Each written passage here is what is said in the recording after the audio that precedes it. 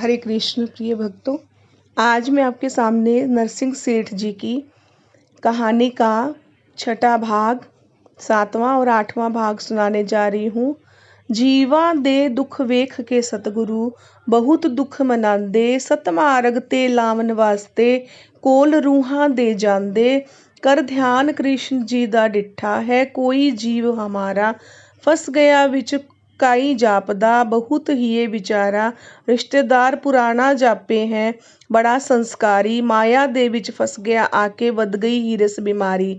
अर्थात भगवान श्री कृष्ण वो तो बहुत करुणा के सागर हैं, करुणा निधान है, वो भक्त वत्सल हैं, वो हमारा कल्याण करने वाले हैं, हमारे पिता माँ भगवान श्री हरि विष्णु के अवतार हैं। जीवा दे दुख देख के मतलब अपने भक्तों के अपने पूर्व जन्म के संस्कारों से जो उनके भक्त रहे हैं उनके दुख देख के वो सतगुरु वो भगवान बहुत ही दुख मनाते हैं। सतमार्ग पे ले जाने के वास्ते वे अपनी रूहों के पास जाते, कोल रूहां दे जाते अर्थात अपनी आत्माओं के पास जो उनकी ही एक हिस्सा है, उन परमात्मा रूपी ईश्वर की हिस्सा है। कर ध्यान कृष्ण जी दा डिठा है, कोई जीव हमारा। श्री कृष्ण जी ने ध्यान करके देखा कि हमारा कोई जीव फंस गया विच कई जापदा। बहुत ही ये विचारा कि वो बीच मझधार के बीच संसार के बीच भवसागर के कोई फंस गया है। उन्होंने बहुत ही ये विचारा रिश्तेदार पुराना जापे हैं, उन्होंने सोचा कि ये तो अपना पुराना रिश्तेदार है, बड़ा संस्कारी है, माया दे विच फंस गया आके बेचारा संसार रूपी माया सागर में फंस गया। वध गई हिरस बीमारी अर्थात उसकी हिरस उसकी जो इच्छाएं हैं कामनाएं हैं वो बढ़ गई हैं और हिरस रूपी बीमारी उसे परेशान कर रही है। सातवां भाग शुरू करती हूँ। इस जीव दा इसी जग विच करना है निस्तारा अर्थात भगवान कह रहे हैं कि इस जीव का इसी जग में उसका निस्तारा करना है, उसे मोह रूपी दुख से छुड़ाना है, उसे काटना है, उसके मोह को काटना है, उसे उन्नति की ओर लेके जाना है।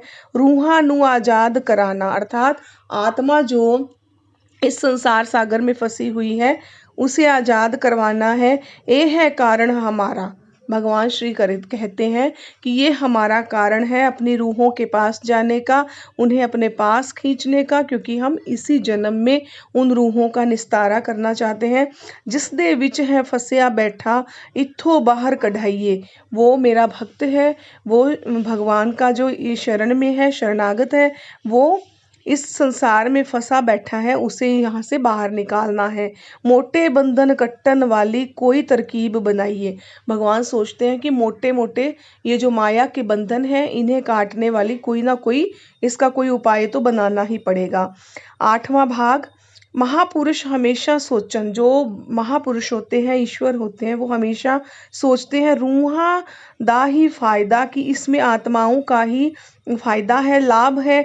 जीवे रूह आजाद हो सके, जीव रूह से आजाद हो सके, ओ ही भर दे कायदा। वही कायदा और नियम और कानून वे चलाते हैं जिससे अपनी उनकी आत्माओं की स्वतंत्रता उन्हें मिल सके। सतपुरुष जद होवे राजी, जब भगवान राजी हो जाते हैं, खुश हो जाते हैं, धन दा प्यार छुड़ावन, वे धन का, लोभ का, माया का प्रेम हमसे छुड़ाते हैं। जिससे ज़्यादा खुश हो जाते, ईश्वर जिस पर भी खुश हो जाते हैं, मोह तो दूर हटावन, मोह से उससे दूर करते हैं। और ये कटु सत्य है, ये मेरा निजी अनुभव कह सकती हूँ कि मैंने जीवन में ये देखा है कि भगवान उसी को ज़्यादा दुख देते। लोग कहते हैं, हम खुद कह देते हैं, लोगों की ही बात नहीं कर रही हूँ मैं, हम खुद कह देते हैं कि देखो हम ज़्यादा पूजा पाठ करते हैं तो भगवान हमारी परीक्षा ज़्यादा लेते हैं। तो लेकिन कड़वा सत्य इसके पीछे भी मैं स्वीकार करती हूँ, ये मेरा अपना अनुभव भी है।